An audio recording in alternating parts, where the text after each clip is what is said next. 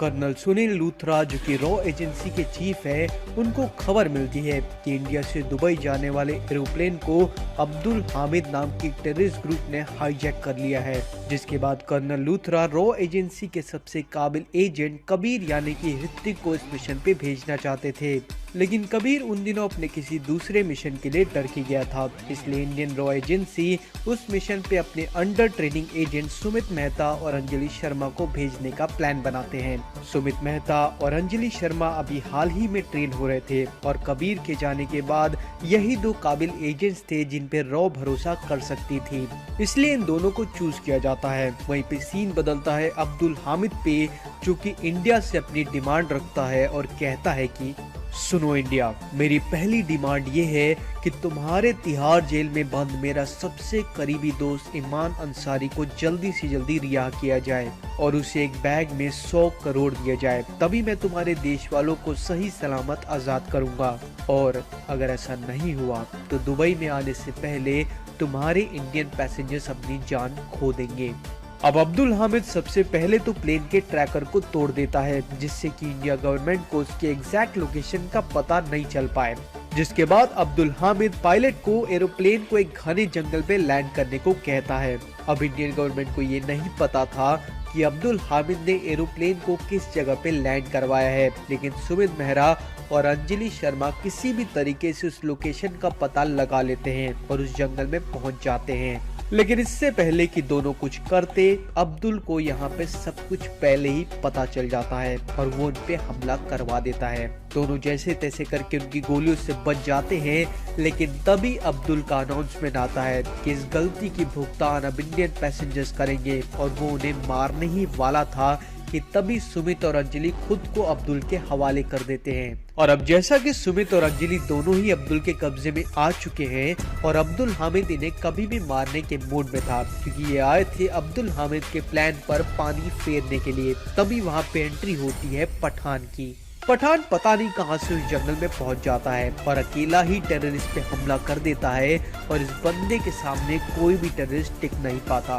पठान सभी टेररिस्ट को मार देता है और अब्दुल हामिद के भी कान फाड़ देता है। जिसके बाद पठान उस प्लेन और उसके पैसेंजर्स को सही सलामत दुबई भेज देता है और फिर से गायब हो जाता है। अब सुमित और अंजलि को समझ नहीं आता कि आखिरकार ये आदमी कौन है और कहां से आया है और इसने उन्हें बचाया क्यों। तभी सीन बदलता है कर्नल लूथरा पे, जो कि अपने रॉ एजेंट्स को पठान के बारे में बताते हैं। पठान एक ऐसा जाबाज एजेंट है जो कि रॉ में भी नहीं है और ना ही वो किसी टेररिस्ट ऑर्गेनाइजेशन का हिस्सा है। पठान तो एक ऐसा सुपर हीरो है जो कि तभी प्रकट होता है जब इंडिया को उसकी जरूरत पड़ती है, यानी कि जब भी इंडिया किसी ऐसी मुसीबत में आता है जब वो आगे कुछ नहीं सोच पाते, तब वहाँ पे हम पठान को जरूर पाते हैं। और पठान ने अपनी सूझबूझ से इंडिया को कई बार मुसीबत से निकाला है। मैं तो ये नहीं जानता कि पठान कौन है, यहाँ कहाँ से आया है, लेकिन मैं इतना जरूर जानता हूँ कि पठान एक सच्चा देशभक्त है और वो कभी भी इंडिया के साथ नहीं छोड़ेगा। इतना कर्नल ने कहा ही था कि तभी अंजलि कर्नल से पूछती है कि अगर किसी को पठान के बारे में कुछ पता नहीं है तो आखिरकार उसका नाम पठान कैसे रखा। इतना कहते ही हम कहानी को फ्लैशबैक में जाते हुए देखते हैं, जहाँ पे एक वॉर के बाद अफगानिस्तान से बचे हुए इंडियन सिविलियंस वापस अपनी देश की तरफ आ रहे थे कि तभी उस बस में एक बहुत ही बड़ा धमाका होता है। इस धमाके की गूंज से ही समझ आ गया था कि इसमें कोई नहीं बचा होगा और ऐसा हुआ भी था। बस में मौजूद सभी लोग मारे जाते हैं, बस एक 13 साल का बच्चे को छोड़ के। धमाका इतना तेज था कि बच्चा अपनी याददाश्त खो देता है। उसे ना अपनी माँ का पता है और ना ही अपने पिता का, लेकिन दुनिया का कहना ये था कि ये लड़का अफगानी पठान है जो कि बस में बॉम्ब प्लान करने ही चढ़ा था। इसलिए तो सभी मर गए, लेकिन ये बच्चा बच गया। दुनिया ने पठान को एक टेररिस्ट मान लिया था और उसे एक जेल में कैद कर दिया गया, जिसके बाद उसके ऊपर कई टॉर्चर्स का इस्तेमाल किया गया ताकि वो उन्हें बता दे कि उनका लीडर कौन है, लेकिन याददाश्त ना होने के कारण पठान के पास कोई जवाब नहीं होता। लेकिन अजीब बात ये थी कि उस बच्चे को हिंदी और सारी लैंग्वेज आती थी जो कि इंडिया में मौजूद है, जिसके कारण एक रॉ एजेंट को समझ आ जाता है कि ये लड़का इंडियन ही है। जिसके बाद वो रॉ एजेंट गवर्नमेंट से रिक्वेस्ट करके इस बच्चे की कस्टडी अपने पास ले लेता है। जिसके बाद कुछ ही दिनों बाद होता कुछ ऐसा है कि टेररिस्ट आके उस रॉ एजेंट पे हमला कर देते हैं जिससे कि उसकी मौत हो जाती है और अब दुनिया को कंफर्म हो जाता है कि वो लड़का टेररिस्ट है। तब से उसका नाम पठान हो गया।